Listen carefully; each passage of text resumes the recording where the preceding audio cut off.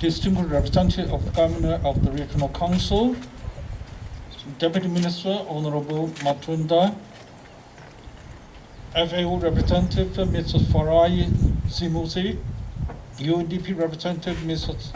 Orka Bhatia, my dear colleagues from UN City, who are represented from UNICEF, WHO, UNESCO, UNFPA, and other colleagues, senior government officials present, excellencies, distinguished delegates, members of the media, ladies and gentlemen, all protocol observed.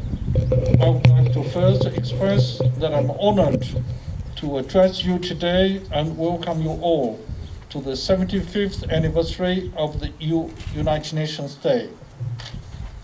The COVID-19 pandemic has pummeled our economies. It has pushed our healthcare system to their limits.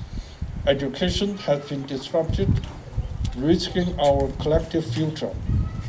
The most vulnerable have suffered most. Women and girls face higher risk of exposure to gender-based violence and exploitation. Children are more at risk of child labor, child marriage, and trafficking.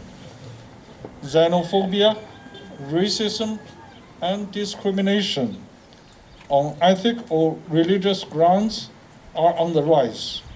The socio-economic impacts are vast, but our ability to harness our strengths can bring forth the momentum for lasting change.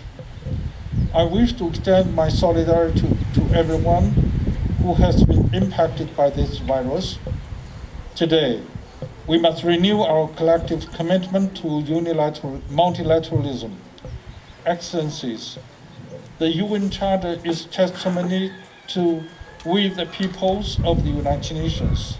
Let us consider these people as individuals with varied circumstances and challenges, hopes and dreams. The pandemic is bringing about a sharp increase in income inequality and job crisis for low-paid workers. We are battling with a human crisis that calls for solidarity. And the crisis has reinforced the interdependence of the Sustainable Development Goals, the global blueprint to end poverty, protect our planet, and ensure prosperity for all.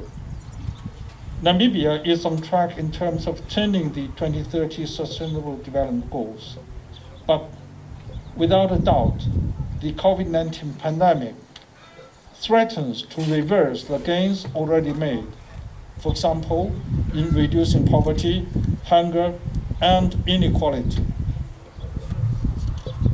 Excellencies, on this special UN 75 occasion, I would like to introduce the children of the Five Rand community to the story of Frieda, this little girl. This is a Namibian girl who is taking every child on a journey to better understand the SDGs. This story has been translated and exported to all parts of the world, where Frieda continues to champion the ideals of the SDGs for people, planet, and prosperity. In closing, it gives me great pleasure to hand this book to the children of this community. Through this donation, we want Namibian children to learn more, to learn how to contribute to the aims of the SDGs, nurture a love for reading, and enjoy it as a constructive way of spending their time. Excellencies, we must ensure that all our efforts to recover from the pandemic are fully aligned with the implementation of the SDGs.